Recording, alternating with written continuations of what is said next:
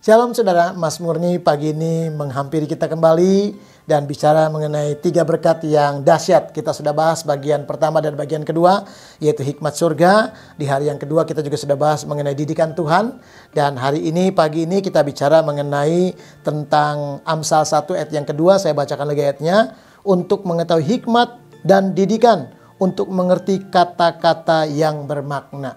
Saudara, bicara tentang kata-kata yang bermakna artinya kita hidup dalam pewahyuan. Kita butuh pewahyuan, artinya berkat yang ketiga yang dahsyat adalah kita butuh yang namanya pewahyuan atau rema. Saudara, ketika ada pewahyuan, kita akan melihat pertolongan Tuhan. Kita akan melihat di tengah jalan buntu akan ada terobosan. Di tengah-tengah keadaan-keadaan yang tidak ada siapa-siapa yang menolong kita, kita akan melihat ada mujizat luar biasa.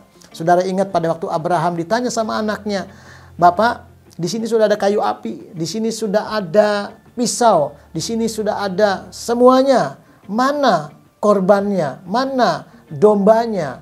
Apa yang Abraham jawab, saudara? Abraham tidak menjawab sembarangan. Tapi saya percaya dia mendapatkan pewahyuan secara mata, secara penglihatan. Dia belum lihat apa-apa. Lalu dia katakan sama anaknya, "Allahku, Allah kita yang akan menyediakan semua. Tuhan akan menyediakan dombanya." Padahal saudara, dombanya itu sebenarnya adalah Ishak. Tetapi Abraham bicara berdasarkan pewahyuan, rema. Saudara, kalau engkau punya rema, punya kata-kata yang bermakna daripada surga, saya yakin tidak ada kesulitan yang tidak teratasi. Tidak ada jalan-jalan yang tidak ada, saudaraku, pintu keluarnya. Selalu akan ada jalan keluar. Artinya, dalam segala pergumulanmu, engkau akan melihat selalu ada hal-hal mujizat, ada kuasa Tuhan. Kita butuh yang namanya pewahyuan, kita butuh rema. Waktu ada rema, saudara, maka saya yakin, saudara, engkau tidak akan pernah hidup dalam keadaan was-was dan ketakutan terintimidasi. Tetapi selalu di tengah-tengah masalah yang sulit sekalipun, engkau akan melihat ada petunjuk Tuhan, ada kemenangan, ada kuasa Tuhan dinyatakan. Saya ambil satu cerita di Kisah Rasul. Kita buka saudara pasal 27 ayat 21 sampai 25. Waktu itu Paulus seorang tawanan di satu kapal, saudara, yang isinya banyak muatan dan orang-orang. Saudara, Paulus pada waktu itu sudah bilang sama mereka, "Kalau kalian teruskan pelayaran ini, pasti kita akan binasa. Kapal ini akan hancur dan kita semua gak ada yang selamat. Jangan teruskan." Tetapi nakoda kapal lebih percaya kepada orang-orang sekitarnya daripada Paulus. Paulus bukan siapa-siapa, dia penumpang. Tetapi Paulus mendapatkan rema, mendapatkan pewahyuan. Kalau mereka ikuti perkataan Paulus, mereka akan melihat berkat yang dahsyat. Saudara perhatikan, saya akan bacakan Kisah Rasul 27 ayat 21 sampai 25.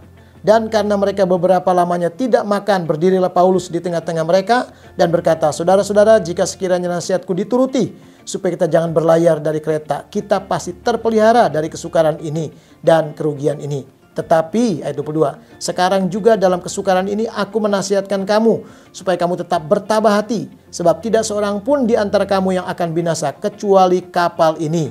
Karena,' perhatikan ayat 23, 'tadi malam seorang malaikat dari Allah, yaitu dari Allah yang aku sembah sebagai miliknya, berdiri di sisiku. Dan ia berkata, jangan takut Paulus, engkau harus menghadap Kaisar, dan sesungguhnya oleh karunia Allah, maka semua orang yang ada bersama-sama dengan engkau di kapal ini akan selamat karena engkau. Sebab itu tabahkanlah hatimu, saudara-saudara, karena aku percaya kepada Allah bahwa semuanya pasti terjadi sama seperti yang dinyatakannya kepadaku." Paulus mendapatkan pewahyuan.